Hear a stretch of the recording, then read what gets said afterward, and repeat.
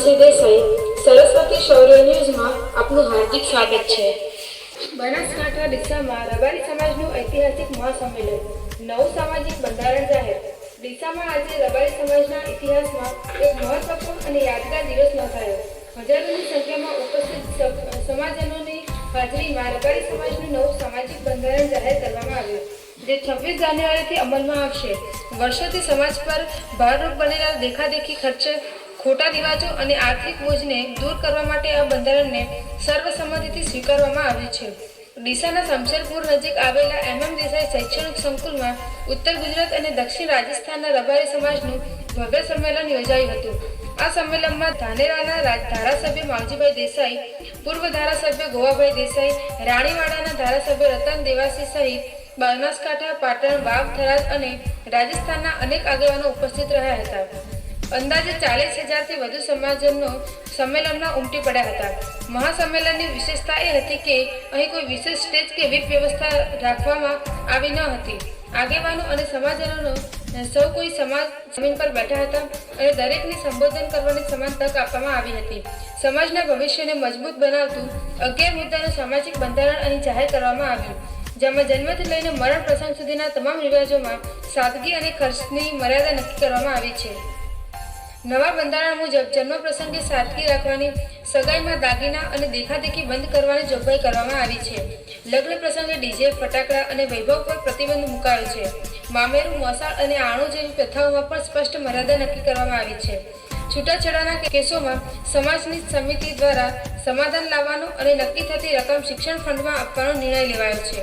દીકરા અને દીકરી બંનેને સમાન અને ઉચ્ચ શિક્ષણ આપવા પર ભાર મુકાયો છે, તેમજ સમૂહ લગ્નને પ્રોત્સાહન આપી ખર્ચ અને સમય બચાવવાનો હેતુ રાખવામાં આવ્યો છે। સમાજના તમામ પ્રસંગોમાં દારૂ અને નશા પર સંપૂર્ણ પ્રતિબંધ મૂકવામાં આવ્યો છે। મરણ પ્રસંગે પણ સાદગી અને ખર્ચમાં મર્યાદા નક્કી કરવામાં આવી છે। સાથે સાથે ધાર્મિક ક્રિયાઓમાં દેખાડા ટાળવા અને પ્લાસ્ટિકના ઉપયોગ પર પ્રતિબંધ જેવી જોગવાઈઓ પણ આ બંધારણમાં સામેલ કરવામાં આવી છે। મહાસંમેલનમાં મોટી સંખ્યામાં મહિલાઓ પણ હાજર રહી હતી। કાર્યક્રમ માટે વિશાળ સામિયાણું, સુવ્યવસ્થિત પાર્કિંગ અને ભોજન વ્યવસ્થા કરવામાં આવી હતી। અંતે તમામ સમાજજનોએ એકસાથે બંધારણના પાલન માટે શપથ લીધા હતા। સાથે જ બનાસકાંઠા જિલ્લાના દરેક તાલુકા મથકે રબારી સમાજના શૈક્ષણિક સંકુલ બનાવવા દરેક તાલુકામાં 11 લાખ રૂપિયાનું દાન જાહેર કરવામાં આવ્યું હતું।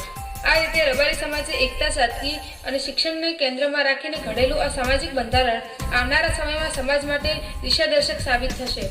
અહેવાલ હરગોવન ચૌહાણ। આજે રબારી સમાજ માટે એક સોનેરી દિવસ, એક ઐતિહાસિક દિવસ।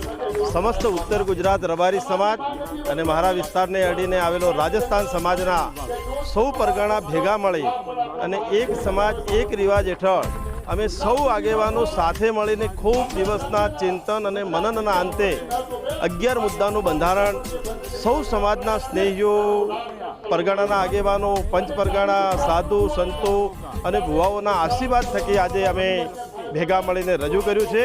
આ બંધારણ રબારી સમાજને એક નવી દિશા આપવાનું, રબારી સમાજને શિક્ષણ ક્ષેત્રે આગળ લઈ જવાનું, રબારી સમાજ આર્થિક રીતે સુખી અને સંપન્ન થાય અને આજના સમયની જે તાતી જરૂરિયાત હતી એ પ્રકારે બધા સમાજોને સાથે રાખીને ચાલે એ પ્રકારનું બંધારણ અમે રજૂ કર્યું। વ્યસન મુક્તિનો સૌથી મોટો મુદ્દો અમે લીધો છે। અંધશ્રદ્ધામાંથી સમાજને દૂર કરવો, બાળ લગ્નો બિલકુલ બંધ કરવા અને જે સમાજમાં ખોટા દેખાદેખીના, ખોટા રાજકીય જે ખોટા ખર્ચાઓ દેખાદેખીના થાય છે એ તમામ પ્રકારના ખોટા ખર્ચાઓ બંધ કરી અને સમયનો બચાવ થાય એ પ્રકારના બંધારણની અંદર ખૂબ મહત્ત્વના મુદ્દા લીધા છે અને અમને ચોક્કસ વિશ્વાસ છે કે સમગ્ર સમાજ ખૂબ ઉલ્લાસ સાથે, ખૂબ વિશ્વાસ સાથે આ બંધારણ પાળશે અને આવનારા સમયમાં રબારી समाज ने एक नवी ऊंचाई पर ले जाए। देखो, कोई भी काम होता है, ये प्रोसेस है। बंधारण बनाना कैसे लागू हो, नहीं हो, कितना लागू हुआ है, और सबसे बड़ी बात है कि कोई भी समाज और उसके आगेवान वो जो हिम्मत करते हैं कि भाई इतना ऐतिहासिक काम करना है, तो सबसे पहले इतिहास लिखा जाता है। आज इतिहास लिखा गया है, लोग इतिहास को याद रखते हैं। अब उस इतिहास किस कारण से हुआ, क्या हुआ, वो भविष्य की समय बताएगा, मगर एक अच्छे समाज के लिए जो प्रगति के पथ पर है बहुत ज़्यादा, वो अगर ये फैसला करता है कि हमारे व्यवहार माप से हो, हमारी भविष्य की पीढ़ी के लिए हमारी आर्थिक व्यवस्था हम बचा के रखें, अच्छा पैसा उनके पास में रहे, छोटी मोटी कोई ऐसी कुरीतियाँ हो वो बंद हो जाए, और आने वाला समय चुनौतियों का समय है। तो उस समय में जब युवाओं को रोज़गार और रोज़गार के अलावा आर्थिक व्यवस्था मजबूत करे, बचा के भी रखे और उससे अच्छे समाज का निर्माण हो, ये उसके लिए सब तय किया गया है। मैं समझता हूँ कई समाजों से हमने सीखा है और कईयों को आज जो है हमारे